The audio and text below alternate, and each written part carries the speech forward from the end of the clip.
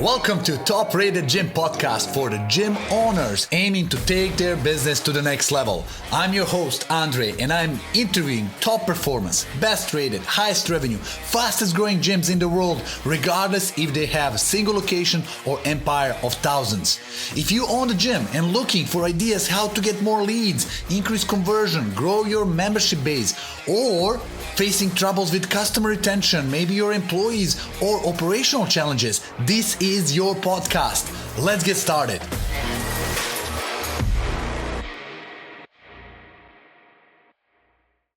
Welcome back to Top Rated Gym Podcast, where we bring you the latest insights and strategies from the leading voices in the fitness industry. I'm your host, Andres Fiorich, and today I'm thrilled to be joined by Mike Littrel, the founder and owner of X3 Sports. Mike has over 21 years of experience in the health, wellness, and fitness space, and he built X3 Sports from ground up, growing it to 5 locations in the Atlanta area. What makes Mike's story so unique is that he didn't just buy into existing franchise. He created his own custom brand and business model and has navigated the challenges of scaling the fitness concept in a very competitive market. Under Mike's leadership, X3 Sports have developed a reputation for delivering an exceptional customer experience, as evidenced by the stellar online reviews. Mike is going to share with us today the key strategies and mindset shifts he had to embrace to take X3 Sports from a single location to thriving multi-gym operation it is today. So Mike, thank you so much for joining us today on the podcast. I'm really excited to dive into the journey and share some valuable lessons that our gym owners listening can apply in their businesses. Welcome to the show. Fantastic. Thank you so much for having me. Look forward to it. Mike, why not franchise? Why did you have to start a brand? Why not just buy into business in a box? I will tell you, when I started, I don't think the franchise mentality was part of what I was thinking about. And also, it really wasn't as robust as it is today. Mm-hmm. So when I was getting started, there were franchises out there, but it was a lot more of the big box gym. You got to remember, this is the early 2000s when the boutique space and these boutique gym modalities really didn't exist. So honestly, I think if I would have had the opportunity, I might have gone that way, but it just didn't exist. And so what I was looking for was, when I looked around for what I wanted, it didn't exist in other places that I could see. So that's what helped me create my own brand, which fortunately has been able to be successful. And as we can tell, not only were we successful at it, but the market itself saw that same thing. Nice. And so now we see the existence of many, many franchises out there, which are fantastic in that way. So there's pros and cons to both. I think if I would have gotten the opportunity to maybe go in that direction, I would have. But then again, if I would have started to see where there were good things about it, but things that I wanted to do different, then maybe you have to figure that out and say, the best thing is to go the direction that I wanted to go and be in full control. Got it. And that limitation of the past becomes your benefit of the owner of today. That's right. It's much easier. That's why I'm saying it's much easier to buy a business in a box and just get it, right? Somebody replicating your next location is tremendously easier than making a first one. That's or right. Scaling. So that's why I want to talk about it, because a lot of people don't understand. Majority of the business owners in the fitness think they're business owners. Right. For the fact, they're business operators. If you cannot take 10 days vacation without thinking about your business, you're a business operator. Simple as that. Right. But you cannot be operator in 5 locations, being full-time in 5 places. So you have to transition your mindset from operator to owner, where you really delegate and give. And that transition, that transformation from operator to the owner is something, it's like a gap, it's like a canyon that many cannot transition. I want you to tell us, how the heck did you do it? What was the biggest challenges of transitioning from 1 to 2, 2 to 3, and then having to trust somebody else? Yeah, that's probably the question I get asked the most. And I will tell you, I'm still in process of getting good at it. So it's a never ending battle, like so many other things. You just progress forward. It's a process of growth. I will say getting that first one, like you said, learning to be a business owner really starts with learning how to be a business operator. Because if you don't know how to operate your business, a lot of people want to jump right into the end result, which is being that owner.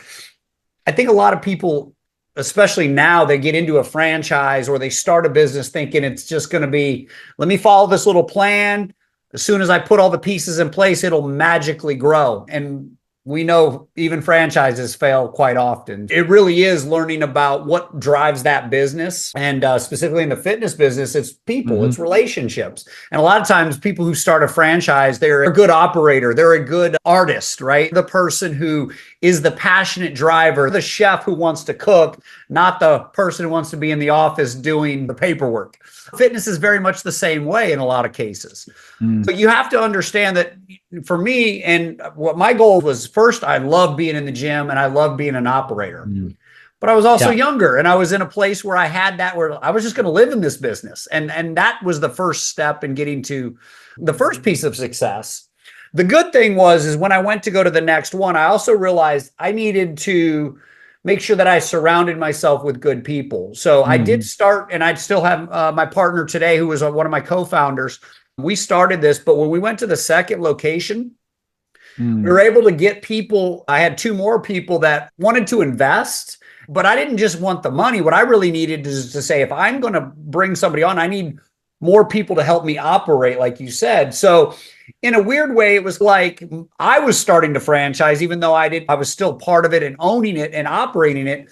A much smarter, maybe owner operator model that we've moved to, because scaling a business, especially a people business, has to make sure that you surround yourself with good people.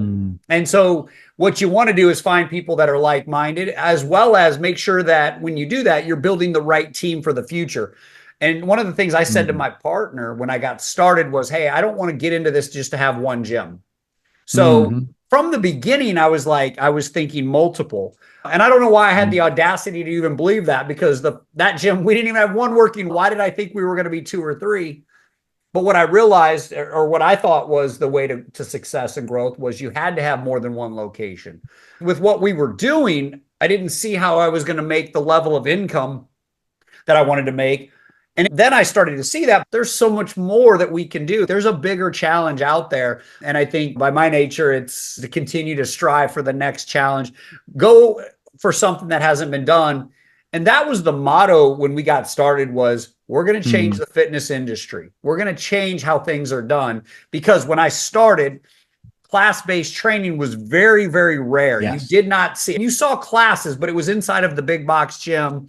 And most people thought of them as aerobics classes. There were not boxing classes. The martial arts really wasn't there. You got to remember, Brazilian Jiu-Jitsu had barely touched the U.S. soil. So MMA was still on the cusp of being born.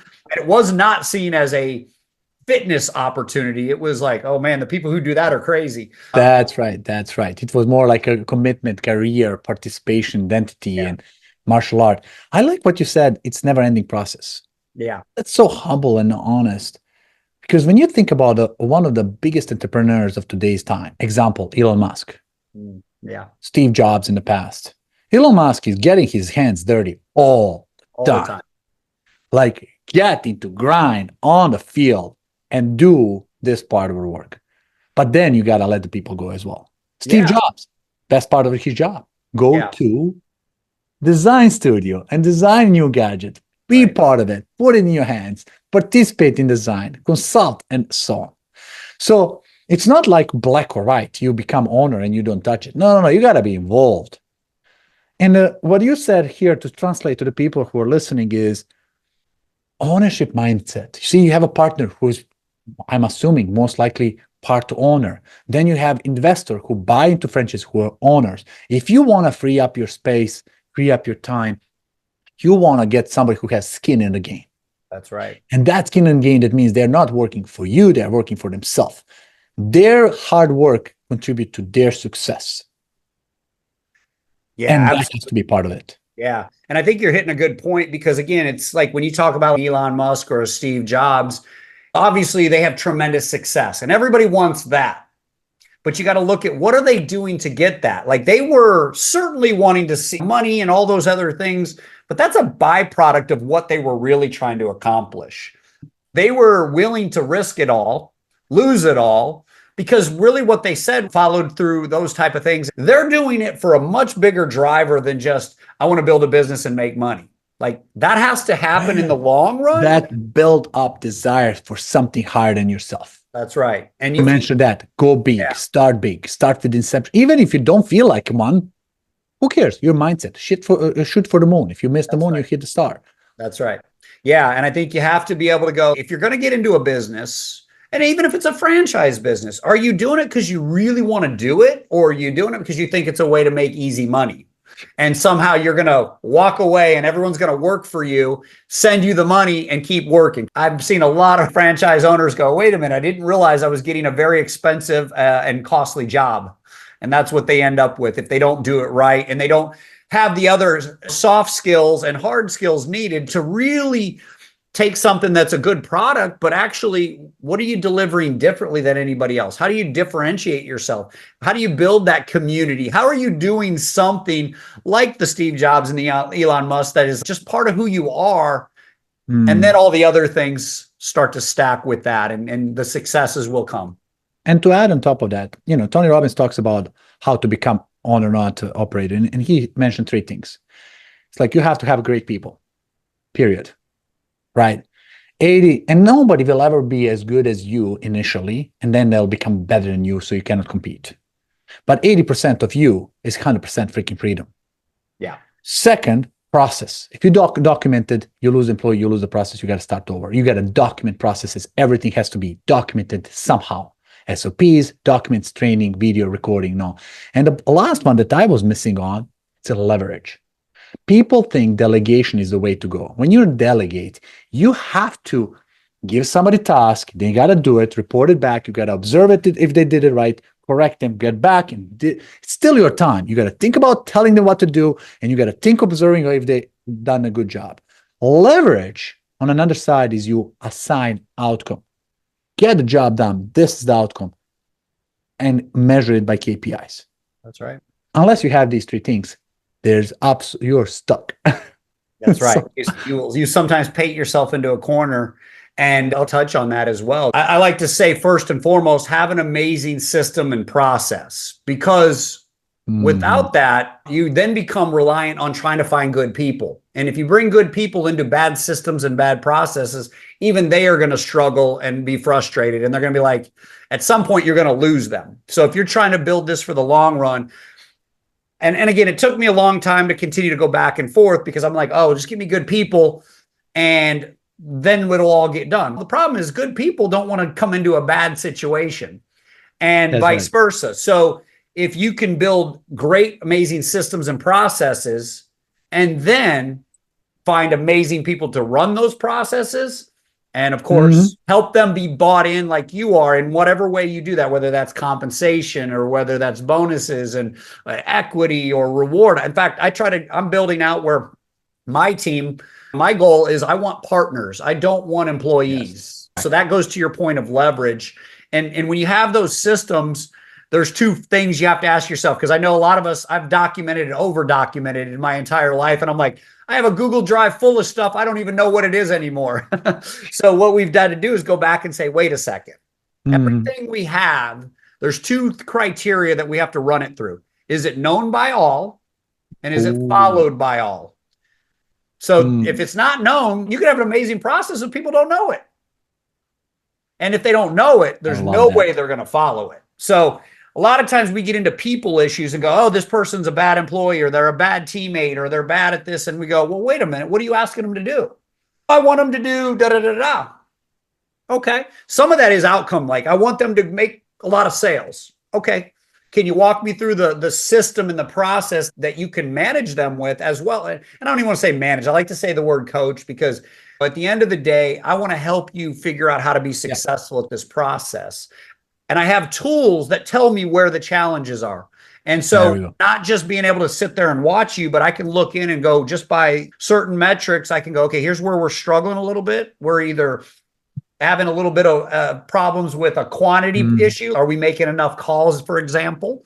Or are we making enough? Are we good at it? So the quality of it is, I make 100 calls, but I don't set any appointments. Either I'm not connecting, or I'm not good at understanding why I'm making the call. Like I'd rather you make 20 amazing calls than 100 terrible ones.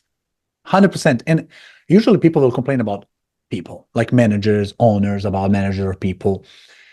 And when I found out after implementing the entrepreneurial operating system in the company, that's super awesome process. You are referencing certain things from the book as well. That's right. Every problem is not a people problem. It's usually process problem first. You got to look into process. If you don't have a process, that means it is a process problem. That's right. Because how do you judge somebody for performance that you never documented? Now, second problem is a people problem. Do they follow the process, or is the process wrong? Right. So if you have a problem with somebody, anybody, just go back and says, have I ever wrote it down? It's ever documented. Was it known by all? I love that. And followed by all. Who cares if you wrote it down, if nobody understands it? Who cares if they understand it, if they don't follow it? Right. Has to be implemented. Yeah. And you touch on a word there, implement. And a lot of times I think as owners, as leaders, as entrepreneurs, we want to write it on down, send the email, shoot out a message and say, cool, you got it? Good. Now let's go. And implementation, it's like is learning. So it is a process in of itself. Anytime we roll something out, for instance, with 5 locations and over 100 employees, we'll usually figure out who are the key stakeholders who have to be in charge of that new item. And what we do is we roll it out, but then we have a weekly meeting that becomes on the calendar for us to check in. And usually that first week, it's disaster because everybody thinks they got it. And then when you roll it out, you realize either people aren't following it or they get frustrated because they get stuck on something. And once they're stuck, they don't want to, let me just go back to doing it the old way. But you have to stay the course. And do you have a metric for that? So like by week 2, usually we start to see the ones that adopt it start to have good success. The ones that are resistant start to have to accept change. By week 3, by week 4, all of a sudden you start to go, oh, this is actually was meant to make our lives easier. We just didn't want to change because we thought the way I do it is just the way I do it. And some of us are always looking for the next progress, but we have a lot of teammates that don't like things to change. Because that's just how they understand it. So change can be scary. And to your point, so when you implement, you have to remember it's not a one and done thing. And something with my organization that we have to constantly make sure is when something new's coming, what does the implementation plan look like? And it isn't once I sent the email, I did my job. It's that's the start of implementation now. And so we will say every week for the next 4 weeks, 6 weeks, maybe even a quarter, this has got until it is now what we call followed by all, right? Known by all takes time. Followed and by when you're all creating process, you got to count how long it's going to take to implement it. That's right. It's not just, oh, I created a process, SOP, here you go, document, go read it. Yeah. You know Especially how the many more people times you have. Yeah, exactly. So my CEO said one line that really resonated with me. I was a rule breaker. Every entrepreneur is. You got to find a way. You got to create a way. No, I'm the one who has to invent it. Usually entrepreneurs are rule breakers. Right. And when you say you can't, you find a way to can. But as the time goes, big company becomes bigger and bigger. I figured out rules are beneficial. You have to have them. You have to implement them. And then I got frustrated why people are not following this. I sent an email. Boom. 16 people freaking open it only. That's a problem. Then he came up with the line, says, Andre, you got to tell people 7 times before they hear it first time. And then you got to ask back. Tell me about what you got from this. So unless they tell you back exactly what you intend to tell them, they didn't get it. That's right. Hearing is not understanding. Understanding is not knowing. Only by doing it, you know it. That's right. Yeah. Just because you hear it doesn't mean you're listening. Just because you can see it doesn't mean you have vision. And one of the things that I want to make sure whenever we roll something out, you want it in context of why we're doing this. It's just, otherwise it's like another thing you want me to do. Why? Oh, let's talk about it. Let's help you understand. This is actually meant to make your job or what you do better. Or maybe you don't even understand. Maybe it's just a different way to do it because downstream, there are 4 other problems that we need to fix. And in order to do that, we need to be able to have this step improved. And so helping them understand maybe the whole picture helps them go, oh, now I know why you want me to dot this I or cross this T. Makes sense now, because if there's no other feedback from the loop, they just think it's just why do it this way? I've been doing it that way. Who cares if I do it this way or that way? Mike, you're on the point of something. Yeah. People call that, I call that RPM. Results, focus, purpose-oriented, massive action plan. Every project, I figured out literally last couple of years, and we talked about it. When I start working with developers, my engineers in developing Referrizer software, I always say, guys, we have such a great opportunity. There's a reason for this. This is such a problem we're solving. Let's do it. This is how I think it should look like. Boom. And they find solution they create. Now, I hire the project managers who will go just directly says, I want you to code this. And they're like, why am I doing this? What the heck? They'll code it and they'll figure out they missed the purpose. That's what you want. Why didn't you say so? So we implemented 3 letters, RPM, results. What are the outcome? What are you after? I want to create a program that's going to shorten up the training, implement great results, and make everybody happy. That's the outcome, whatever. And then purpose, why? We want to build an organization that everybody wants to be part of it. We want to create members that they retain and they're joyful to share about everybody else. And then action items is when usually people start avoiding these 2 first. Okay, you got to greet people when they walk in. You got to do this. You got to call them by name. You got to, send them a text message with a friendly tone.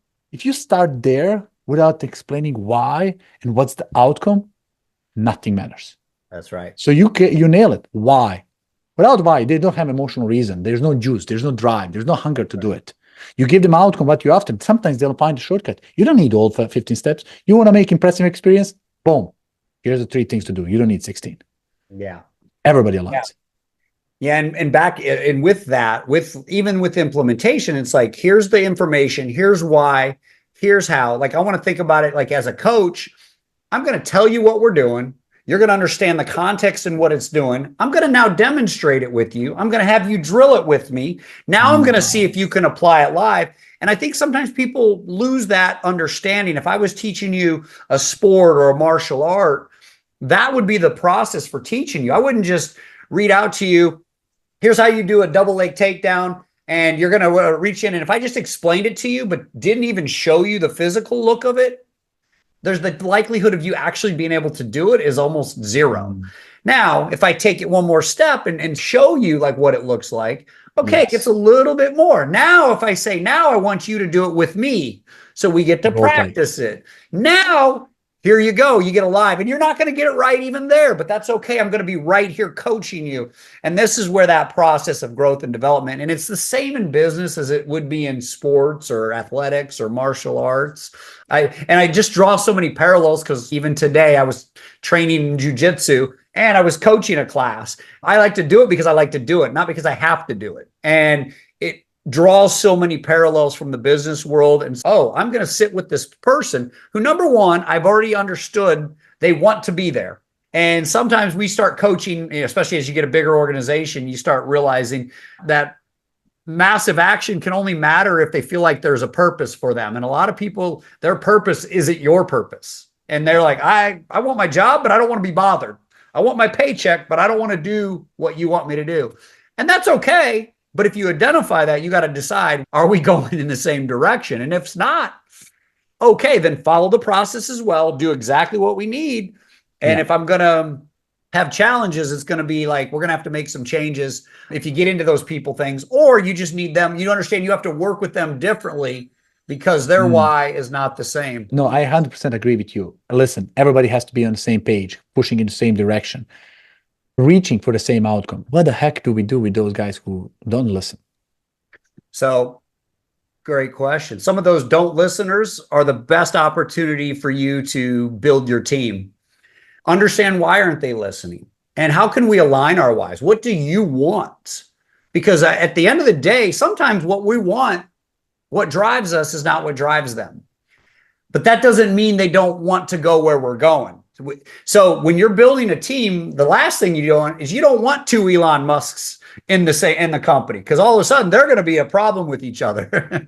What you need are the people that complement that. If you just flat out don't want to do your job because you don't like it, or you don't want to do it, or you don't want to go to the next level, that's a different issue. I have plenty of times where, as we've grown, we've outgrown the individuals that, in some cases, that didn't want to grow with us. So like any good relationship, we're either going to grow together or we're going to grow apart.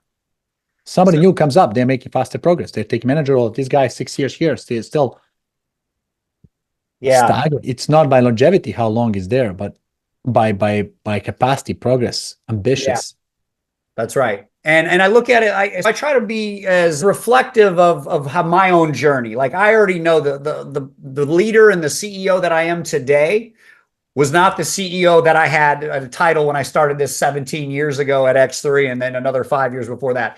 It's vastly different in who I am, even if the title was the same all the way throughout. That's right. Because like, if you're a black belt, there's a difference between earning your black belt and then having continued to train for 20 more years past that.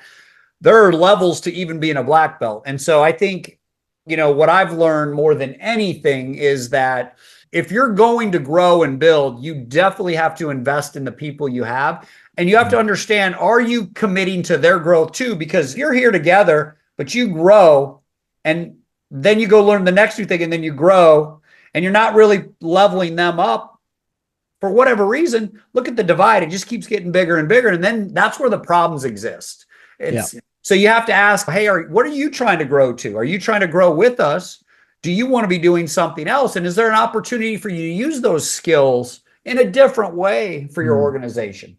So I always look for options. What can you do, and what do you want to do? And then the ultimate thing is, are you building for what you want to do next? So have you gone out and sought out coaching, training, seminars? What book are you reading? It's easy I think entrepreneurs naturally are curious and always wanting to grow to the next. Sometimes though, a lot of our people either don't want that because they're just not accustomed to that. And so you have to make sure that even if they're different than you, they are still about self-growth, and that they are pushing themselves forward in one way or the other. And sometimes it's within the company. And sometimes, they were there for the window of time.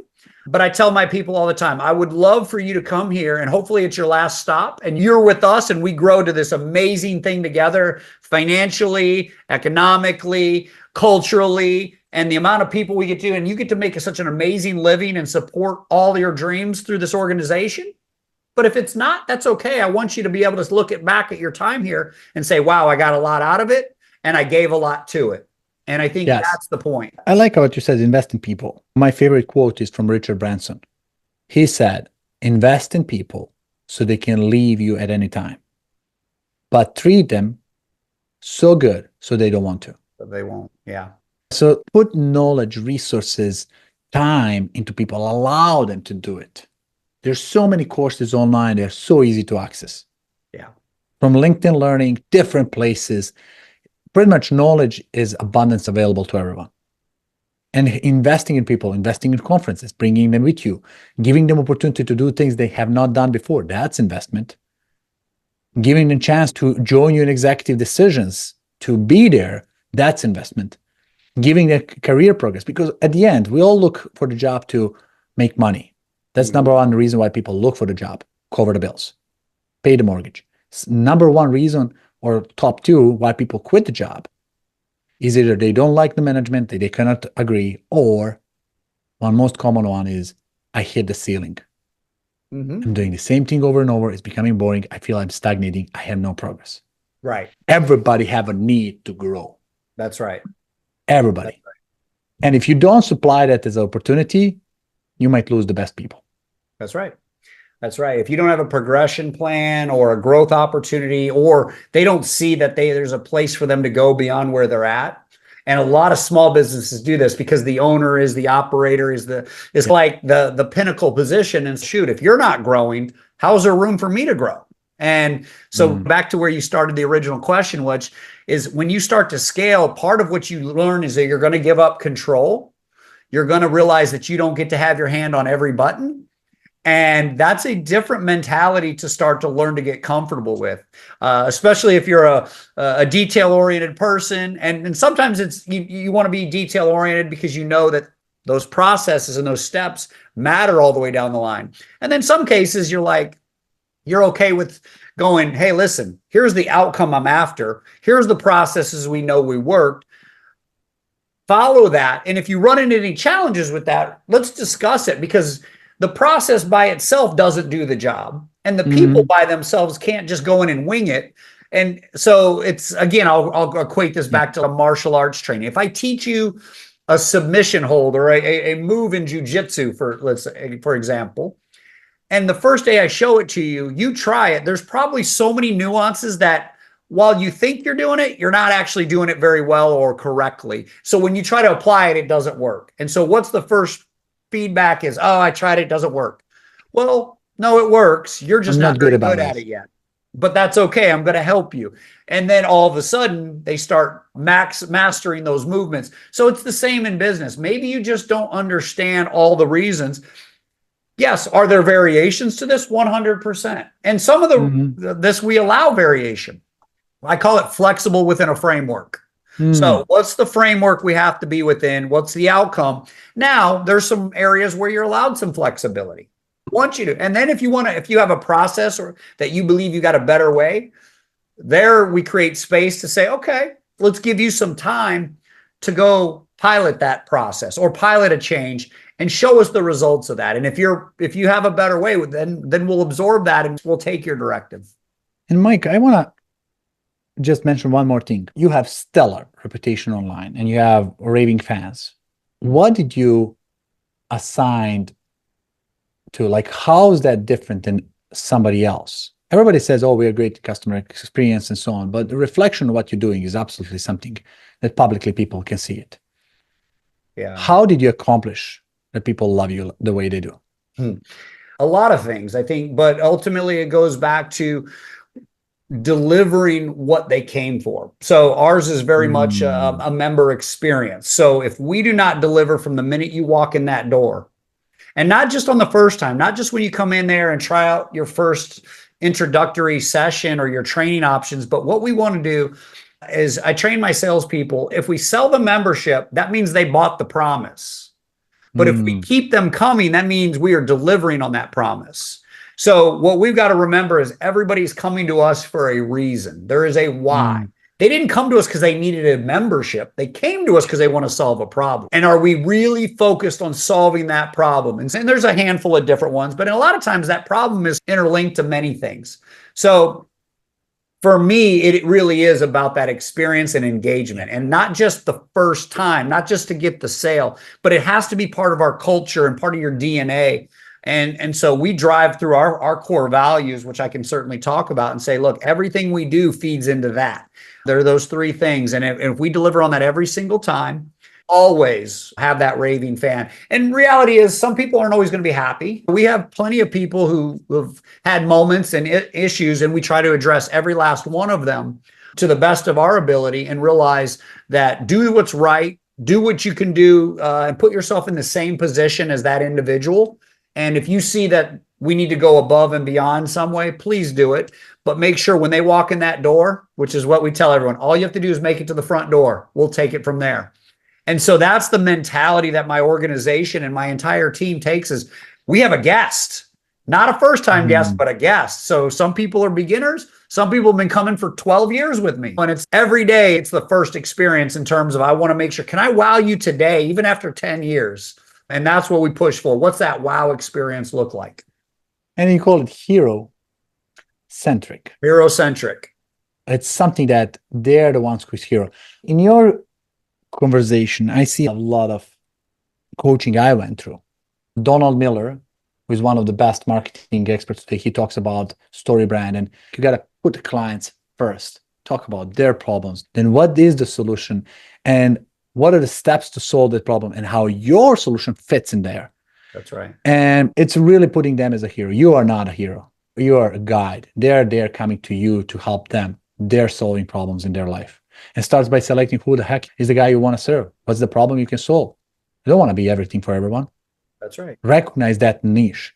And a cultural value, but people ignore that. I ignored that for a long time. Who cares about cultural value, especially writing it down? I know what I'm standing for.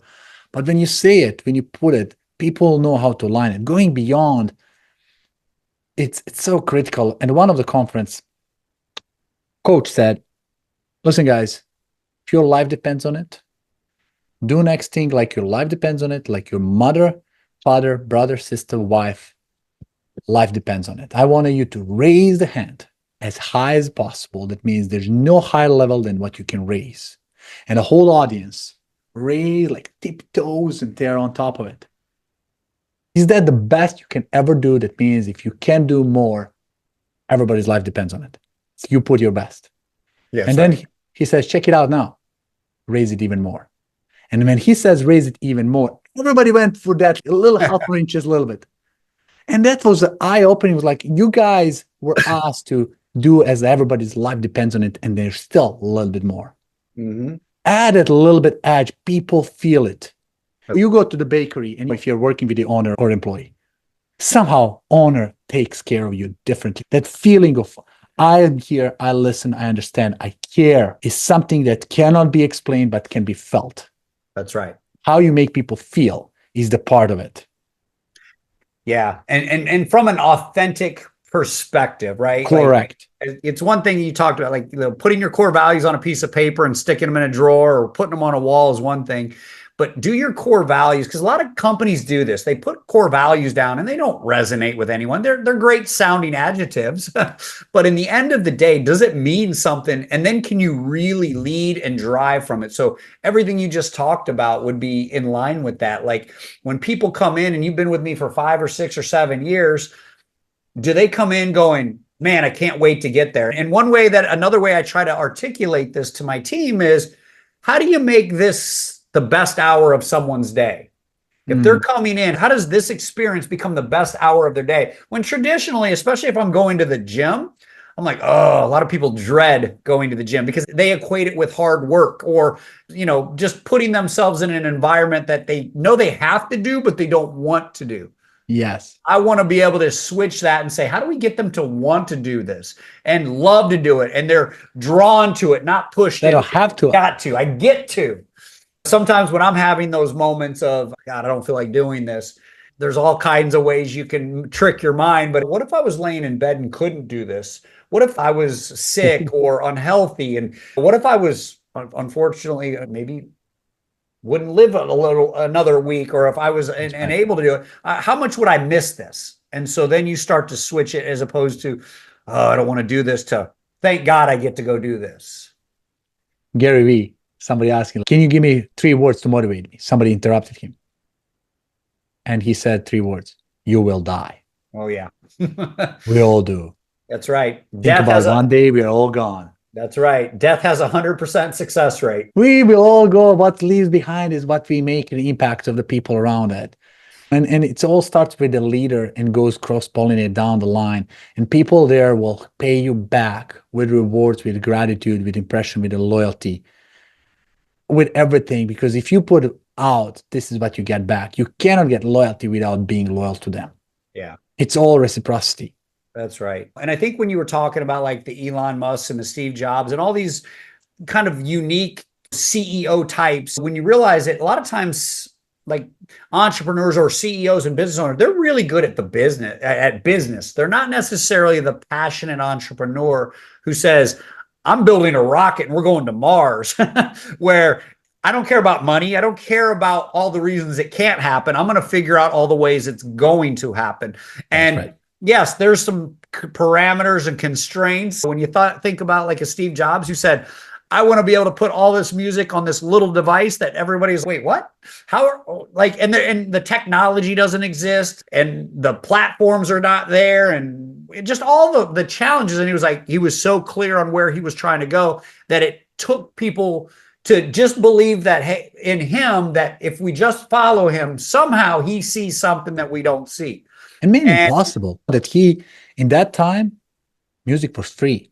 Napster, torrents, everybody was killing the music industry with a free, uncontrollable environment. And he created a system that people are willing to pay for the music again. That's right. and he found a way to do it. Talk about impossible. Yeah. And so it was just looking at the opportunity. What do people really want? They don't want a gym membership. They want to change who they are. They want to change how they feel. Yes, they might want to change how their body looks, but that also changes how they perceive themselves. And one of the biggest things that we try to do at X3 Sports is say, listen, yes, you're going to get these benefits of health and wellness and losing body fat and strengthen your muscle, but it's more about who you're going to become. Yes. We're going to train you like an athlete because you are an athlete now. I don't care if you're 100 pounds overweight, you're an athlete starting today. And when they start shifting that mind, they start coming, not because it's, I got to go to the gym. Create a label that's empowering. That's right. Create a label, give them identity. People do more to protect their identity than anything else. You got it. You got it. And you got give them identity. They associate themselves. Guys, this is why X3 Sports is named as the best and brightest company to work for 2 years in excellence. This is why you see directly from the creator's mind. What mindset do you have to have? We didn't talk about mindset, but we all talk about mindset. This is all psychology. So where do you taking these brands? What's next for you? Yeah, so this year I've rolled out the next 5-year plan. And I think 5-year plans are kind of crazy, but really what I said is here's what it'll take probably 5 years, but I want to do it in 3. And what I want to do is triple our business. My team's first response was, what does that mean? We got to do 3 times as much work? And it was, no, what we got to do is figure out how to grow. Like we talked about, leverage. So it's less about how much more can we do and how much more can we build the infrastructure that gets us to that next level. And we have to level up. Who do we have to become to run a company that's $50 million? How do we have a $5 million or a $50 million company or a $500,000 company? It takes a different person at those levels. The question is, are you going to be the person who becomes that person? Or do you think you're going to build a business with a $500,000 mentality and get to 5 million or 500 million? And we all know the answer is no, you won't be able to. So I think, like you said, it might be a top-down thing, but I think it's the top-down gets credit, but really the top is either the person who just sets the example. So if I'm going to be an owner, an operator, an entrepreneur, a CEO, I may not show up and do their job, but they need to know that I'm working as hard or harder than anybody out there. And I want to set the tone of what a leader does. And I'm sure all of us, like you've referenced Tony Robbins. I've gotten a chance to do multiple of his events and training. And there's so much out there now where you can find mentors and leaders and people to emulate that help you become that person. So just like an athlete, if you want to be a black belt, it's not just because you learn stuff, it's because you start to change your life and become committed to that thing. And it's not that you earned the belt, it's who you became while earning that belt. It's the knowledge that you have and the ability to apply that knowledge. And so to me, that's where we're going, is in the next 3 years, I want to triple what has taken me 15 years to accomplish. So it's forcing me to think differently. And there's a book that I read not too long ago and I did a little bit of training with, but it's 10X is easier than 2X. Ooh, good one. And if your goal is to grow and scale, I think that was a great Benjamin Hardy. And it was such a good, a lot of it is stuff that you already know, but I tell people less times you need to be taught, more you need to be reminded, because you come across this stuff before, you just haven't put it into the context of where you're at now. So guys, awesome book. 10X is easier than 2X. It sounds funny, the title, but when you go into explaining that you need to do only things that are core of your knowledge, of your success, of your contribution. We can all do administration and paperwork, but what you're best off? What's the biggest leverage that your time can bring? And do that. That's right. My brother just did 10X of his business. He is a contractor in Alberta. And he literally applied a principle from the book. He just went to what he does the best. That's right. And 10X it, literally. And he's want to do that again. Damn, I found another 90% of things that I can align to something. Just focus on that 1% now becomes so easy. And it's easy for people to get scared because they get comfortable and safe with what they've become used to. And I think this comes all the way back to where we started the conversation, is when you're trying to get people to follow process, or you're changing things and you're growing, a lot of people want to hold on to what they know because that's safe. So helping people grow and learning that, hey, you're growing with us, and it's okay that we're letting go of some things and we're going to try something new, and it may fail on its face, and all we're going to do is pick up and figure out the next step. Don't worry. Failure is okay because it's learning and growing. The success doesn't teach us a lesson. Failure does. That's right. And we got to do it. Listen, I love your mindset, brother. I love how you think. And you were not born like this. We all learn our lessons. What would you say somebody who is getting in, maybe even getting into franchise, maybe even considering about joining yours? We'll talk about it. But what's the knowledge that if you're starting over, you would go after? You mentioned one book, you mentioned Tony Robbins. Is there anything else you would mention says, hey, this is the best way to invest in yourself? Number one, I think you have to continuously set that expectation. So what are you doing? Can always have one thing that's about your own growth and development. And then are you applying it?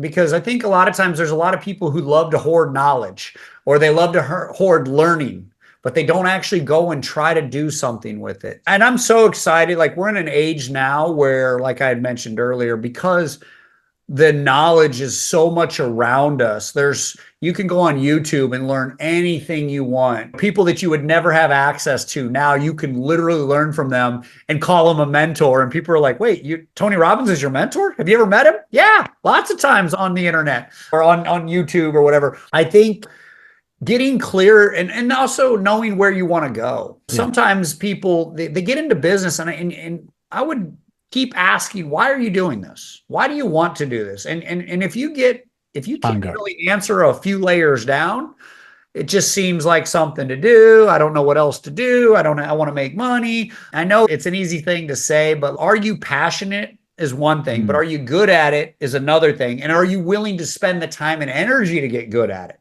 Yeah. So if you're not willing to go through the learning curve, I know I've talked about martial arts a ton. If you're going to start as a white belt, are you starting with the idea that I'm going to become a black belt? And if it takes 10 years, 15 years, 20 years, I have to stay committed to that process. Otherwise, you're probably not going to do well if you just dabble. One thing that separates people who become successful and stay successful versus those who succeeded and then failed. Yeah, because it's hunger. You can go out and get excited and have a little bit of success and then think somehow that success is just going to carry you for the rest of your life. And every entrepreneur you mentioned, again, going back to Elon, he's had this success, and then it's on to the next. And look, he's had a lot of failures within there. We just don't hear about those.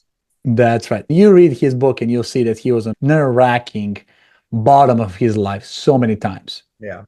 So many times that people are not aware. Even when Model 3 was launched, like, he was selling the company. He was last minute. He borrowed money from everybody, emptied his bank account, says, that's it.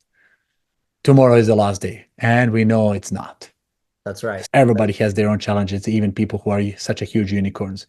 Man, we can talk about this days and nights. Now, what I want to ask you, Mike, everybody's now thinking about, first time I heard about X3, I love this guy. What the heck he's doing? And there are people who are either owners or franchisees who are extending the businesses, or employees looking for the new opportunities. How can somebody find more about you? And maybe even the investors who are looking like, I love this brand. I'm checking their pages. I see the mission. I align for that. How can people find more about the opportunity to work with you? Yeah, first and foremost, I always encourage people to, if you happen to be in Atlanta, check out x3sports.com. We have 4 locations in Atlanta and 1 in Athens, Georgia. And we're looking to, like I said, triple that over the next 36 months. But I always love for people to come in, and even if they're just there and visiting or passing through, to have an experience and provide us feedback on how was your experience, your first day experience. And obviously mention this, and we'll make sure to take care of you for free and let you come in and have an amazing first workout in any one of our modalities. Additionally, you can reach me either through LinkedIn or Instagram, Mike Littrel on all of it.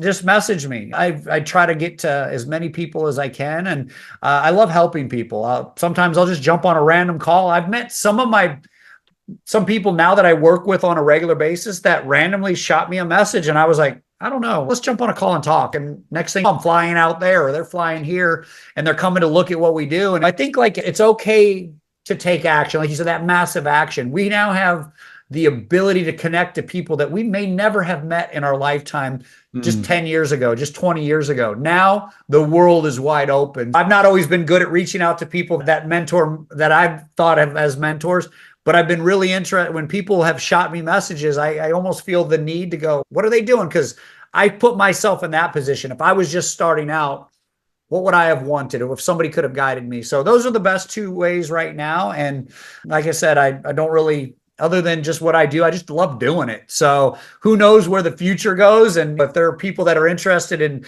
participating in the growth, we always know it takes two things. It takes people and it takes money. But I always say I can find the money. I'd rather have the best people. Guys, this is an example of passion really going all over this call. And Mike, we need more people like yourself in this world, especially in the fitness. Oh, everybody's like this, we wouldn't have problems. And thank you for your time today on behalf of the audience and the community. You shared some incredible insights, and I appreciate you sharing your ability for somebody else to reach out, connect, partner up, join your mission, and be part of this success. And you guys know what to do. Click share, send this to the people who would love to hear this words of wisdom, and give ability to others as well to join this community to learn from the best. Thank you, Mike, for an incredible time, and looking forward to stay in touch. Fantastic. Thank you so much. I appreciate it. See you, everybody. Bye. If you are a gym owner looking to become a top-rated gym in your area, visit topratedgym.com and grab our free 30-day reputation boost. That's topratedgym.com. I'll add it to the show notes for you. Don't forget to share this with your friends. Stay strong, stay motivated, and keep pushing your gym to the top. Until next time, this is Andre signing off.